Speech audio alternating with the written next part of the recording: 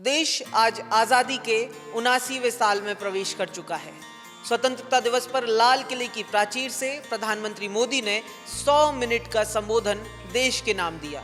संबोधन में यूं तो ऑपरेशन सिंदूर, युवा, उद्यमी, किसान, आर्थिक और विदेश नीति, महिला सशक्तिकरण समेत सेमीकंडक्टर और सोशल मीडिया जैसे विषयों पर पीएम ने जिक्र किया और कई बड़ी घोषणाएं भी की। लेकिन पीएम के 100 मिनट के भाषण में 3 ऐसी बातें थीं जो आने वाले दिनों में भारत के लिए अहम होने जा रही हैं। आत्मनिर्भर भारत की बात करते हुए पीएम ने कहा कि देश ईंधन के लिए दूसरे देशों पर निर्भर है। ये निर्भरता खत्म करने भारत समुद्र मंथन करेगा और deep under water exploration mission शुरू करने की भारत योजना बना रहा है। इसके अलावा सेमीकंडक्टर को भी भारत इस साल अंत तक दुनिया भर में एक्सपोर्ट करेगा, प्रधानमंत्री मोदी ने अपने भाषण में कहा। लेकिन इन सब में सबसे अहम था कि भारत अब क्रिटिकल मिनरल्स की तरफ कदम बढ़ाने जा रहा है। ऐसे में ये जानना तो अहम है कि आखिर ये क्रिटिकल मिनरल्स होते क्या हैं और पीएम के भाषण में इनका जिक्र क्यों आया।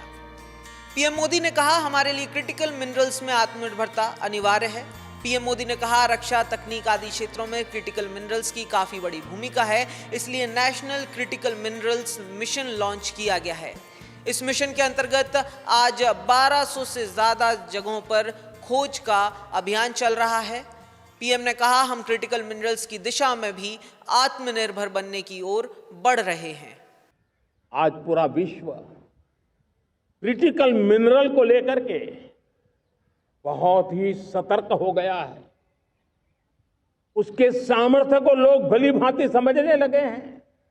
कल तक जिस तरफ ज्यादा ध्यान नहीं था वो आज सेंटर स्टेज पे है। हमारे लिए भी क्रिटिकल मिनरल्स में आत्मनिर्भरता बहुत अनिवार्य है। एनर्जी का सेक्टर हो, इंडस्ट्री का सेक्टर हो, रक्षा क्षेत्र हो, टेक्नोलॉजी के हर क्षेत्र हो, आज क्रिटिकल मिनरल्स की टेक्नोलॉजी के अंदर बहुत अहम भूमिका है। दरअसल क्रिटिकल मिनरल्स वे खनिज हैं जिनकी आर्थिक विकास और राष्ट्रीय सुरक्षा के लिए आवश्यकता होती है और जिनकी आपूर्ति में खलल आने की संभावना भी अधिक होती है। ये खनिज आमतौर पर कुछ ही देशों में पाए जाते हैं और इनकी उपलब्धता भी सीमित होती है। भारत ने 30 क्रिटिकल मिनरल्स की सूची जारी की है, जिनमें lithium, cobalt, nickel, graphite, titanium, rare earth elements, bismuth, तांबा, गैलियम और टंगस्टन शामिल हैं। भारत इन खनिजों के लिए मुख्य रूप से अन्य देशों पर और खासकर चीन पर निर्भर है। पीएम मोदी के भाषण में इन क्रिटिकल मिनरल्स का जिक्र इसलिए और अहम हो जाता है क्योंकि दुनिया भर में ट्रंप की टैरिफ नीति ने वैश्विक कारोबार के गणित को बिगाड़ दिया है और इसलिए ही भारत सरकार ने क्रिटिकल मिनरल्स में देश को आत्मनिर्भर बनाने के काम को सर्वाधिक प्राथमिकता पर रखने का फैसला किया है।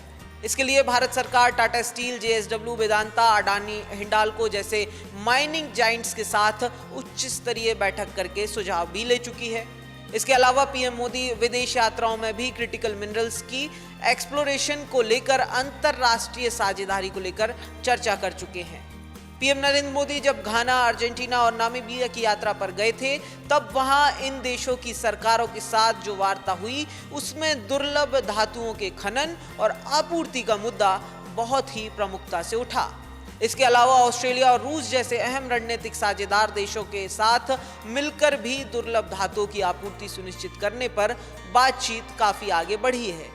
इस सब के बीच ये भी जानना अहम है कि भारत के पास कोई अहम क्रिटिकल मिनरल के भंडार अब तक नहीं मिले हैं, लेकिन इनको खोजने के लिए प्रयास हो रहे हैं। अगर ऐसा होता है तो भारत की अर्थव्यवस्था पर प्रभावी असर दिखेगा।